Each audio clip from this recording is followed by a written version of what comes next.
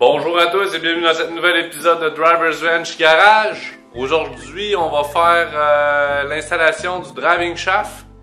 Avant de l'installer, il va falloir le modifier pour adapter notre swap.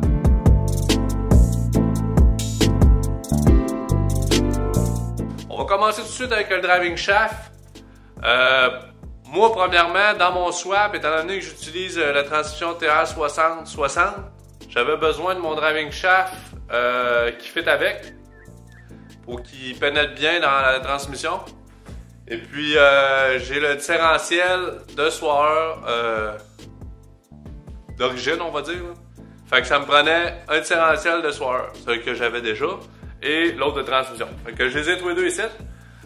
Au niveau des swaps, je vais faire un petit exemple. Je fais un swap de LS avec une transmission CD009 de Nissan, puis je garde un différentiel, on va prendre encore l'exemple du soir, je garde mon diff de soir. Ben là, il faut penser à toutes les pièces que vous allez avoir besoin, parce que c'est bien important. Ça prend le driving shaft qui va, quand vous voulez la solution la moins chère, à part si vous la faites faire sur mesure, votre driving shaft, c'est d'avoir un différentiel qui fait avec votre transmission. Fait que là, ça c'est bien important. Exemple, j'aurais mis une CD009, j'aurais eu un autre pépin qui aurait été le balancing, l'installation de ça. Fait que ça aurait été des pièces supplémentaires. Fait que moi, l'option pour moi qui était le plus simple, c'était de garder une transmission comme la TR6060, surtout qu'elle a des très bons rates. Mais je vais sauver au niveau des pièces, exemple, parce que je vais avoir le driving shaft, le TR6060, je vais juste avoir une adaptation à faire. Fait que je vais avoir sauvé du temps là-dessus. Parce que veux pas, couper une CD009, installer la plate, mettre le bel housing qui va fitter sur le LS, ça s'achète tout là, mais c'est toutes des pièces supplémentaires.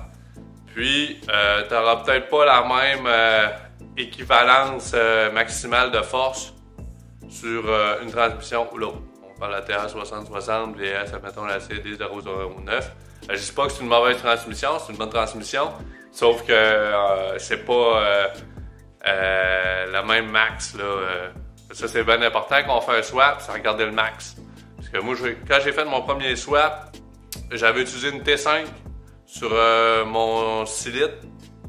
Je peux vous dire de quoi, elle a fatigué assez vite.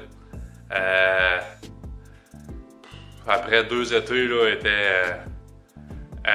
était roulable, là, mais j'avais une rallonge sur mon j'avais une rallonge sur mon shifter, puis ça faisait en sorte que ça aidait à rentrer certaines vitesses, on va dire. Fait que c'est bien important quand vous regardez votre swap. Je fais une insight, je n'ai jamais parlé.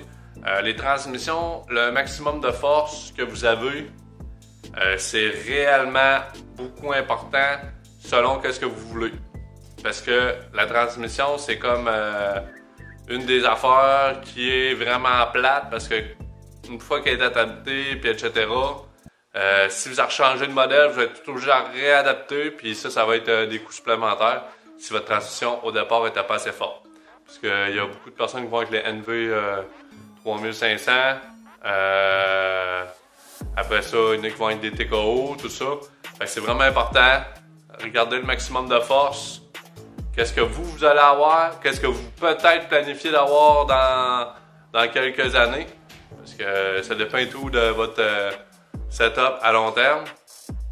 Puis après ça, achetez vous êtes des fois mieux de dépenser plus sur ce point-là, la transmission, puis avoir le cœur net tout le temps. Là. Fait que, puis en plus, dites-vous que c'est des coûts sauvés après, parce que vous ne serez pas obligé de tout le temps réadapter toutes les pièces autour. Driving shaft, balancing, clutch. Fait que c'est ça. Fait que pour mon setup actuel aujourd'hui, j'ai les deux driving shafts. Qu'est-ce que je vais faire? C'est que je vais aller en dessous de l'auto. Je vais réinstaller mon driving shaft de soir. Je vais regarder où il tombe. Après ça, je vais prendre mes distances pour savoir où que je vais le couper. Puis après ça, je vais l'envoyer chez un professionnel que lui va être capable de me le balancer en le soudant pour qu'il soit perfect au niveau du balancement, pas qu'il y ait aucune vibration dans la transmission. Ça, c'est vraiment important, là. Fait que ça, c'est souvent des shops plus, on va dire, industriels, là, qui font de la réparation industrielle. Eux, ils ont tout le stock pour ça. Fait que vous pouvez envoyer ça, puis souvent c'est pas des coûts énormes. Là. Vous allez sauver pas mal plus que d'en faire un au complet. C'est sûr que d'en faire un complet, c'est encore l'option la meilleure, mais ça a des coûts supplémentaires. Fait que moi, je prends l'option, on va dire, l'option la plus cheap, mais normalement, ça se supposé quand même de t'offrir très bien. Dramine chaff, quand ça teure, c'est parce que vraiment, t'as quelque chose dans le devant d'assez fort. Là. Fait que quand t'es rendu à mettre de quoi de très très fort dans le devant, magasine-toi une Dramine chaff faite sur mesure. Tu sais, je veux dire, en bas de 700 force, je crois bien qu'on va être correct là, avec qu'est-ce que je vais avoir comme Dramine chaff. Là. Fait que ça, c'est ça pour ce point-là. Fait que j'arrête de jaser puis je m'en vais en dessous de char. Me voilà en dessous de l'auto. Ce que j'ai fait, c'est que j'ai coupé mon Dramine chaff de soir. Je l'ai installé jusqu'à mon joint. Là. Je vous montrerai pas en arrière parce que c'est un peu plus compliqué. J'ai pas beaucoup de... J'ai pas de lift chez nous. Fait que c'est ça. Fait que là, j'ai installé ici. Ça, c'est mon joint d'origine. Ça, c'est tout d'origine Toyota. Jusqu'à mon joint ici. Là, ici, j'ai coupé. J'ai coupé mon Dramine chaff. Je prends mon galon. Puis là, je me trouve un point fixe. Comme moi ici, là on le voit pas, là. On va essayer de vous le montrer. Ici, j'ai une rondelle. Cette rondelle-là est bien douette. Fait que c'est ça. Fait que là, de cette rondelle-là, je prends ma mesure. Là, je suis très chanceux parce que au niveau de ma distance, je suis chanceux parce que en pouces ça fait. Fait que là, je pars avec ça. Là, je regarde mes distances. Fait que là, ici, j'ai 10 pouces et demi. Mais si vous êtes pas mal entre des corps et tout ça, vous êtes mieux d'aller en millimètres. Les gars les machinistes, là, ils aiment bien souvent ça être en millimètres quand c'est pas être exact. Là, moi, je suis chanceux en ce moment parce que c'est vraiment pile, là. Je suis 10,5 pile. Là. Fait que là, qu'est-ce que vous faites? C'est que vous faites le tour. Partout. Là, vous le mesurez partout. Ça, c'est bien important. Puis là, oui, tout. Quand vous allez voir votre machiniste ou etc., je dis de la recouper bien douette. Parce que lui, il va le mettre... lui, il a des patentes pour ça. Il va arriver, il va s'en mettre sur de quoi pour la mettre bien douette. Je lui dis que je vous avais coupé tout croche. C'est comme dire, hey, moi, je coupe pas douette, hein. Fait que fais-moi pas confiance. Fait que là, vous êtes sûr qu'il va la recouper puis il prendra pas ce joint-là tout croche. Fait que c'est ça. Vous le mesurez à partir des bons sites pour le triangle. Puis là, comme moi, je suis chanceux, c'est 10,5. Fait que 10,5, je pars avec ça. Je vais aller le porter chez mon machiniste. Avec mes 2 Dramine chaff. J'ai installé ma hausse. Il me manque à faire tous mes petits supports pour mettre ça clean.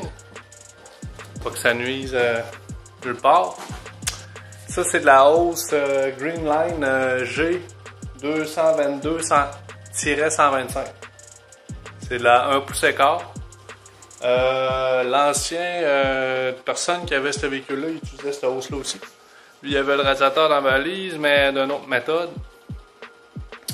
Fait que j'ai décidé d'aller avec le même produit pour pas me casser la tête. Fait que c'est ça que j'ai fait pour là.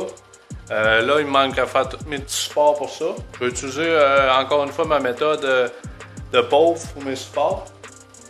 Puis je vais être sûr que ça va être bien supporté.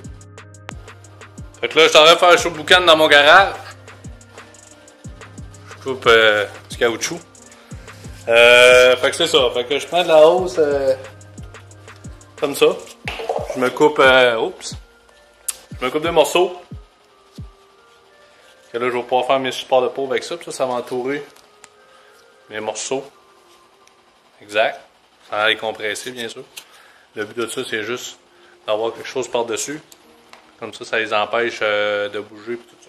Fait que, on se coupe plein de morceaux de même, puis après ça, vous allez voir. Faire une suite à l'installation de la tuyauterie du rad. Je n'ai pas connecté final, étant donné que j'ai encore des petites affaires à faire là, au niveau piping de mon intercooleur. Faut que je termine ça. Puis je veux savoir la hauteur là, pour quand je vais les installer pour que ça soit parfait. Fait que grosso modo, c'est ça. Ça va de même. Ça, j'ai recyclé ça, là. J'avais ça à la traîne. Ça va être ça, mais ça peut changer encore.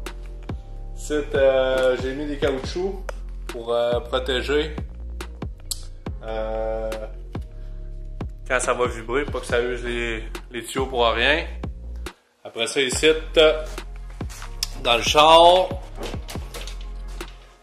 j'ai mis mes supports de pauvre. Fait que, c'est ça. On met un caoutchouc là-bas. Moi, je prends, des fois, les camionneurs, ils parlent des pads sur l'autoroute, j'en récupère un. Je n'ai pas 10 000, j'en ai un. Moi, je récupère ça, puis j'utilise ça, le caoutchouc là-dessous, puis je fais plein de trucs pour pas que ça frotte nulle part. Ici, en arrière, j'ai fait un support en métal pour le tuyau ici, pas qu'il touche à rien. Et ici, là, fait que c'est ça que ça a l'air. Là, il manque à poser ma catch can. Ça va me prendre une catch can avec un release dessus, là, pas une catch can close, là, mais une catch can open parce que, en fin de compte, mon circuit va être fermé partout, ça va me prendre une catch can comme les GM ont d'origine en réalité. Fait que c'est ça pour ça. Fait que si vous aimez encore qu'est-ce que vous voyez, gênez-vous pas de vous abonner. Commentaires, suggestions.